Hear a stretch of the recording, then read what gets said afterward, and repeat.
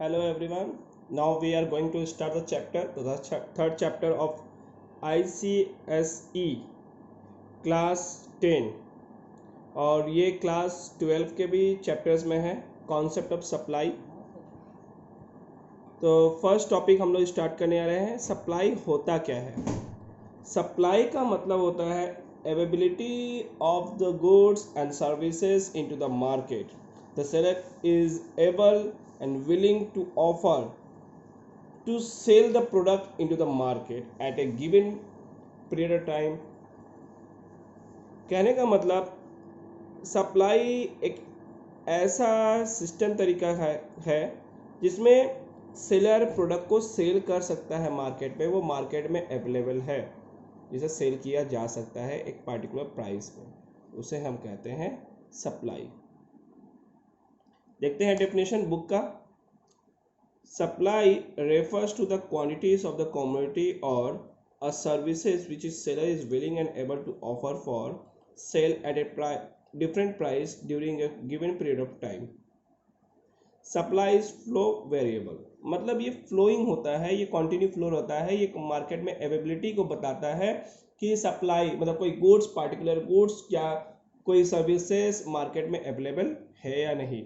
अगर वो नहीं रहता है तो वो सप्लाई नहीं है, यही है सप्लाई। सप्लाई डिमांड का जस्ट अपोजिट एक कॉन्सेप्चुअली ले सकता हूँ। अब डिमांड जिस तरह से वर्क करता है ये उस तरह से उल्टा है, हम दिखाएंगे किस तरह से उल्टा ये वर्क करेगा। तो आते हैं पहले बेसिक थीम्स पर। तो मीनिंग ऑफ सप्लाई आपने देख लिया। अब आता हूँ स्टॉक वर्सेस सप्लाई। स्टॉक होता क्या है एंड सप्लाई क्या होता है। हम लोगों को ये दोनों जो वर्ड्स हैं ये सेम लगते हैं, बट एक्चुअली ये सेम नहीं, अलग है। स्टॉक का मतलब होता है, स्टॉक ऑफ इज द, देखिए definition, stock is the total volume of the commodity which is available at a particular moment of time, can therefore be brought into the market for a sale, short notice and short notice। यहाँ तक है supply आपका stock का definition. कहने का मतलब जो goods market में एक पार्टिकुलर मूवमेंट के बाद अवेलेबल किया जा सके, जिसे सेल किया जा सकता है कुछ समय के अंतराल में, उसे हम कहते हैं स्टॉक। बट सप्लाई का मतलब क्या होता है, actually brought in a market at a given price during a period। एक समय में गुड्स को मार्केट में लाया जा सके, प्राइस में उसे सेल किया जा सकता है। सप्लाई पर डे, पर week, per month, per year पर भी हो सकता है, ये इनकी टाइम गैपिंग हो सकती है, बट स्टॉक में ऐसा नहीं होता है। एक्चुअली जब हम पेरिशेबल और ड्यूरेबल गुड्स की बात करते हैं तो इसमें कॉन्सेप्ट थोड़ी सी चेंज होती है। पेरिशेबल गुड्स क्या है, डे टू डे सेल हो जाए, क्योंकि पेरिशेबल गुड्स एक ऐसा गुड्स है जो ज़्यादा समय तक नहीं रह सकता, वो नष्ट हो सकता है, इसीलिए वो गुड्स की सप्लाई और स्टॉक सेम मानी जाएगी। और जो ड्यूरेबल गुड्स है जो काफ़ी लंबे समय तक रह सकते हैं मार्केट में, वहाँ पर stock and supply both are different। Now come to the point, factor affecting the supply of commodity। Factor कौन कौन से ऐसे फैक्टर्स है जो सप्लाई को अफेक्ट करता है। Number 1 point, price of the commodity. Price of the commodity का मतलब होता है वस्तु की मूल्य। Supply of a particular commodity is directly related with the price of the commodity। Higher price of commodity, large will be the quantity supplied and vice versa। कहने का मतलब है जो गुड्स, जो किसी वस्तु की मूल्य पर उसकी सप्लाई निर्भर करती है।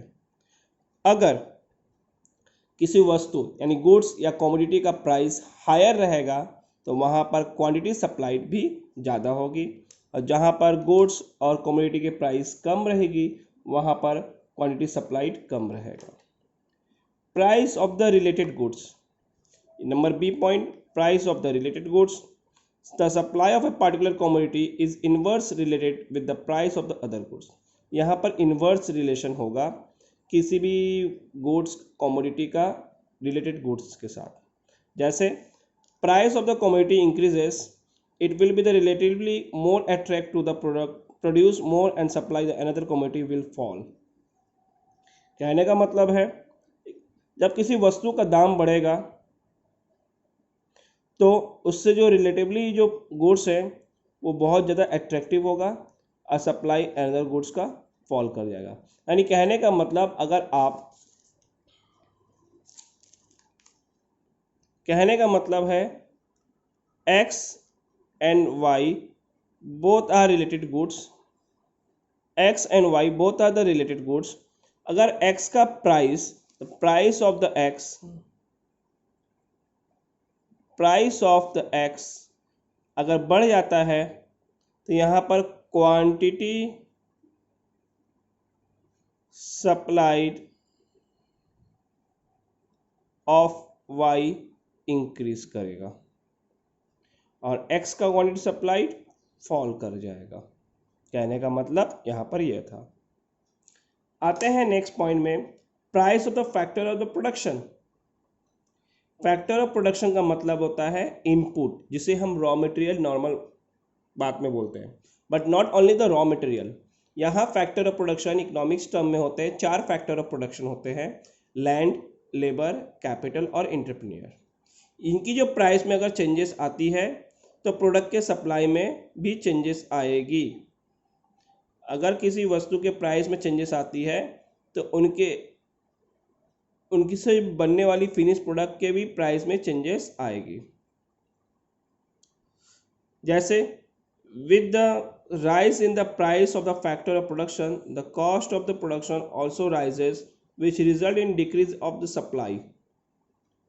अगर कॉस्ट ऑफ द प्रोडक्शन बढ़ेगा तो ऑब्वियसली सप्लाई कम हो जाएगी, क्योंकि उसके फैक्टर प्राइस के फॉल होने से भी उल्टा, अगर फैक्टर प्राइस का फॉल होता है तो उसकी सप्लाई ज़्यादा हो जाएगी। State of technology. State of technology का मतलब होता है आपकी जितनी एडवांस और मॉडर्न टेक्नोलॉजीज होगी, आपके उस कमोडिटीज़ को प्रोडक्शन करने में कम समय लगेगा और आप प्रोडक्शन को ज़्यादा कर सकोगे कम कॉस्ट में भी। इसीलिए मॉडर्न टेक्नोलॉजीज यूज़ करने से आपकी सप्लाई, उस प्रोडक्ट की सप्लाई बढ़ जाती है। Goal of the producer. Sale maximization में be considered as the alternative goal of the firm. किसी भी बिजनेस में प्रॉफिट मैक्सिमाइजेशन भी उसके सप्लाई को बहुत ज़्यादा चेंजेस लाता है। अगर किसी कमोडिटीज़ के प्रॉफिट्स ज़्यादा है, प्रॉफिट मैक्सिमाइजेशन बहुत है, तो वहाँ पर प्रोडक्शन ज़्यादा होगा और सेल भी ज़्यादा होगा, सप्लाई भी ज़्यादा होगी। टैक्सेशन। अगर गवर्नमेंट किसी तरह का छूट देती है, अगर गवर्नमेंट किसी तरह का छूट देती है, दैट सब्सिडीज दे रही है टैक्सेशन में या कम टैक्स ले रही है, उस चीज़ों की सप्लाई ज़्यादा होगी मार्केट में। आते हैं next point, expectation about the future price. अगर किसी कमोडिटी का प्राइस फ्यूचर में बढ़ने वाला रहता है तो उसकी सप्लाई प्रेजेंट टाइम में कम हो जाती है और फ्यूचर में उसकी सप्लाई बढ़ने की चांसेस हो जाती है। और भी बहुत सारे फैक्टर्स डिपेंड करते हैं, जैसे क्लाइमेट या फिर फ्लड या कोई अननेचुरल कैलेमिटीज़ हो रही हो, तो वहाँ पर भी सप्लाई की चेंजेस आती है।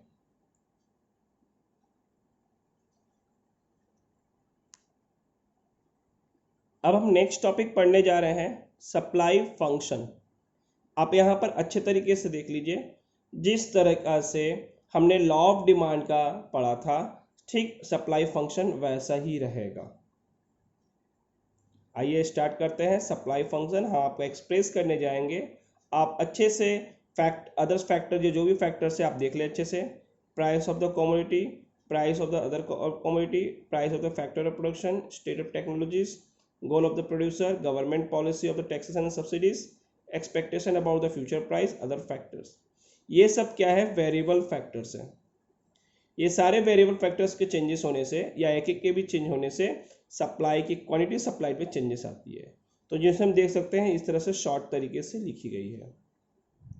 ये Q का मतलब क्वांटिटी, S का मतलब सप्लाई, ठीक है, और ये S आपका यह फंक्शनिंग वर्क कर रहा है। P is the price of the commodity, PO is the price of other commodities, PF is the price of the factor of production, T means state of technologies, G means goal of the producer, GP means government policy of taxation and subsidies, E means expectation about the future price, O means other factor।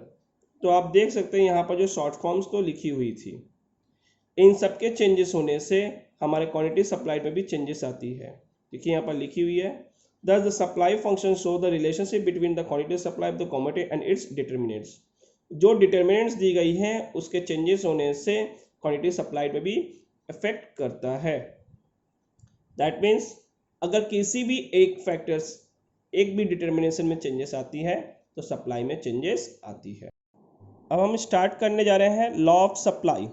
Law of supply का मतलब होता है, law of supply का मतलब होता है कि अगर किसी गुड्स या कमोडिटी का प्राइस चेंज होती है तो उसके क्वांटिटी सप्लाइड में भी चेंजेस आती हैं। जैसे अगर किसी गुड्स के प्राइस अगर बढ़ती है तो उस कमोडिटी, उस गुड्स की क्वांटिटी सप्लाइड भी बढ़ेगी, अदर थिंग्स रिमेनिंग कांस्टेंट रहेगा। Other things remaining constant, the quantity supplied of the commodity, quantity supplied of the law of supply हम स्टार्ट करने जा रहे हैं। Other things remaining constant, the quantity supplied of commodity generally increases with the increase in the price of the commodity and decrease with the decrease in the price of the commodity। कहने का मतलब अगर price बढ़ता है तो commodity भी बढ़ेगा, मैंने प्राइस के बढ़ने के साथ साथ सप्लाई भी बढ़ेगा और प्राइस के घटने के साथ साथ सप्लाई भी घटेगा। यहाँ पर सप्लाई का मतलब क्वांटिटी सप्लाई से है उसी कमोडिटी का, बट इस लॉ में कुछ एजम्पशन से हमें वो ध्यान रखना पड़ता है। देखिए रिमेनिंग कांस्टेंट लिखा हुआ था, इसलिए उसे हम क्या एजम्पशन से उसे देखना पड़ेगा। एजम्पशन से there is no changes in the state of technology, technologies में कोई चेंजेस नहीं होनी चाहिए। No changes in the price of the other commodity, other commodity के प्राइस में कोई चेंजेस नहीं होना चाहिए। No changes in the price factor of the production, factor of production के प्राइस में कोई चेंजेस नहीं होना चाहिए। No changes in the goal of the producer, producer के गोल में भी कोई चेंजेस नहीं होना चाहिए। No changes in the expectation about the future price change, future में जो प्राइस चेंज होने वाली है उसमें भी किसी तरह का परिवर्तन नहीं होना चाहिए। No changes in government policy, government की पॉलिसी में भी कोई चेंजेस ना हो, ये देखा जाएगा।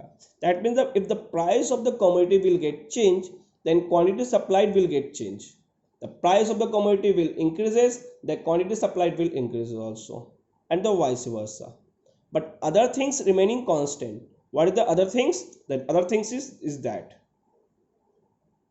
state of technologies, price of the other goods, price of the factor of production, future expectation price of the commodity, government policy.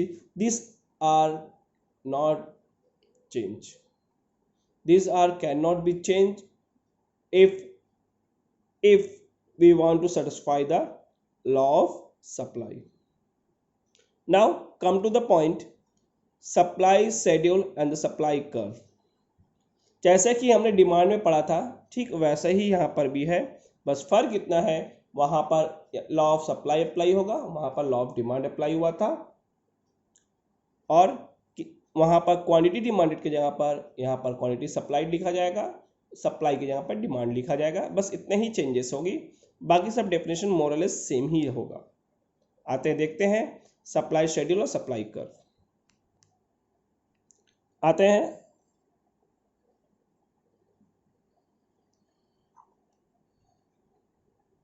Supply schedule, पहले सप्लाई शेड्यूल में आते हैं। ये जो सप्लाई शेड्यूल होती है दो टाइप्स की होती है, दो टाइप्स की होगी। पहला होगा इंडिविजुअल,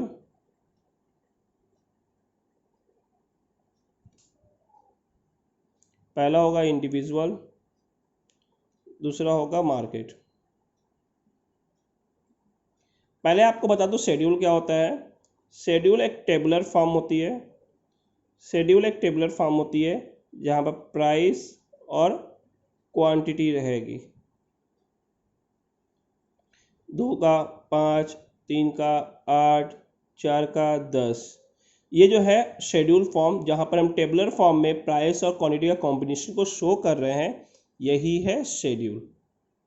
ये शेड्यूल अगर हम इंडिविजुअल पर्सन का शो करें, if we are analysing the demand, we are analysing the supply of the commodity of for an individual person, so it's called the individual supply schedule. That means individual supply schedule के लिए 10 एक person का ही हम लेते हैं, जैसे मैंने वहाँ पर लिया था प्राइस और क्वांटिटी। 2 का 5, 3 का 8, 4, 10। दैट्स, अब ये जो देख रहे हैं ये हमें इंडिविजुअल पर्सन का एक एनालिसिस कर रहा हूँ। मार्केट शेड्यूल के लिए, मार्केट शेड्यूल सप्लाई के लिए इसमें क्या होगा, हम एक से ज़्यादा इंडिविजुअल, एटलीस्ट 2 और मोर देन 2 इंडिविजुअल्स का एनालिसिस करेंगे। हम यहाँ पर 3 ले लेते हैं।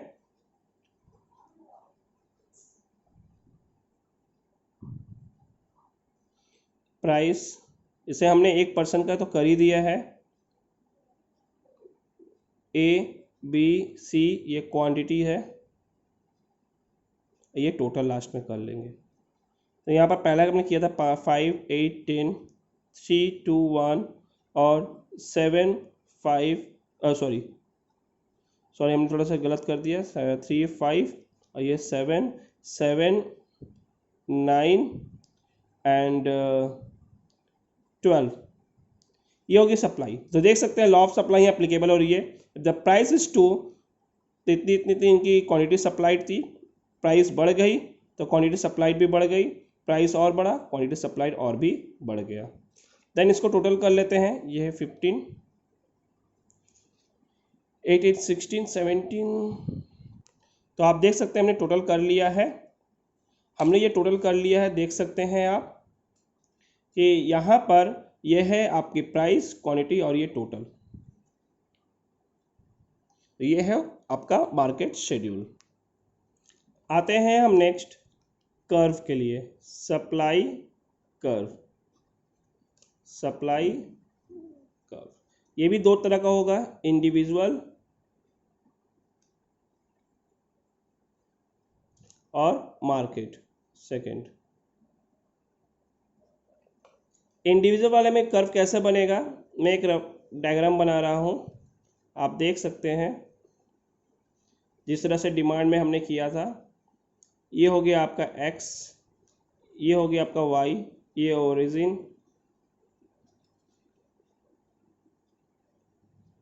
ये हो गई क्वांटिटी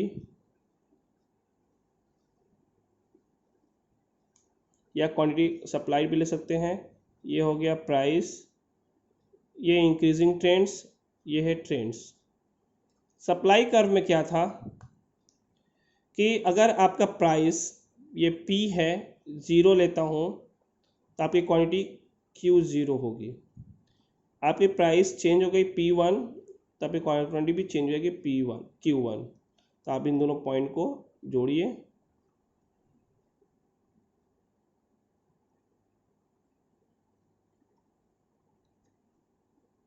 मैंने किसी तरह का स्केल, आप डायग्राम बनाइएगा तो पेंसिल यूज़ कीजिएगा, स्केल यूज़ करेगा, हमने पेन से बनाया है आपको समझाने के लिए। ये देख सकते हैं सप्लाई कर्व बनकर तैयार हो गया। मार्केट शेड्यूल में क्या होता है, यहाँ पर जैसे हमने एक ले सकता हूँ, जिसे 3 रुपीज़ मैंने ले लिया, मैंने इसे 3 रुपीज़ ले लिया, तो ये क्वांटिटी को मैंने मान लिया 8 क्वांटिटी। सपोज मैं उस पुराने शेड्यूल को नहीं ले रहा हूँ, ये 5 रुपीज़ मैंने कर दिया, इसको मैंने 15 क्वांटिटीज़ मान लिया। तो यहाँ पे मैंने देखिए एक इंडिविजुअल का ही शो कर रहा हूँ। मार्केट वाले में क्या होगा, डायग्राम तो ऐसा ही जाएगा बट वहाँ पर जो टोटल्स जो आएगी तो उससे हम लोग काउंट करेंगे। जैसे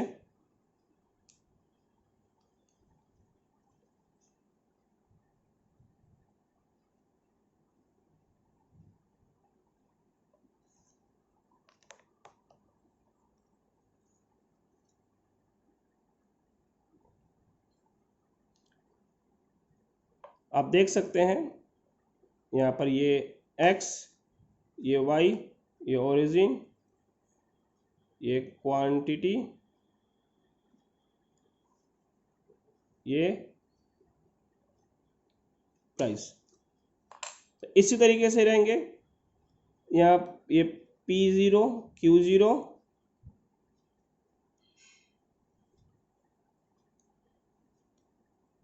ये Q1 and P1। Supply curve देखिए हमारा लगभग एक जैसा ही है, कोई चेंजेस नहीं। फर्क क्या होता है अब हम आपको बता देते हैं। ये जो P0 है, प्राइस हम 3 और ये 5 ही लेते हैं। जो वहाँ सप्लाई 8 था, यही क्वांटिटी क्या होगा आपका, ये 100, 200। मतलब कहने का मतलब है जो आपकी ये क्वांटिटी जो होगी ये ज़्यादा होगी, क्योंकि यहाँ पर एक इंडिविजुअल नहीं, एक से ज़्यादा इंडिविजुअल की क्वांटिटीज़ को ऐड की जाती है, इसीलिए क्वांटिटीज़ ज़्यादा होगी। आपका मार्केट सप्लाई कर्व और मार्केट शेड्यूल कर्व कंप्लीट हो गया। नेक्स्ट टॉपिक की तरफ बढ़ते हैं। Is why supplies curve is upward sloping. Upward sloping क्यों होती है? क्योंकि अगर किसी कमोडिटीज़ में प्रॉफिट ज़्यादा मिलेगा तो प्रोड्यूसर उसी प्रोडक्ट को सेल ज़्यादा करना चाहेगा। कहने का मतलब the producer to produce and the sell more amount of the commodity. These give the incentive to the producer to produce, sell more amount of the commodity. This is one reason of the positive relation between the price and the quantity supplied. अगर पैसे ज़्यादा मिलेंगे, profit ज़्यादा मिलेगा तो producer उस commodities को ज़्यादा सेल करना चाहेगा क्योंकि उससे प्रॉफिट ज़्यादा मिलती है।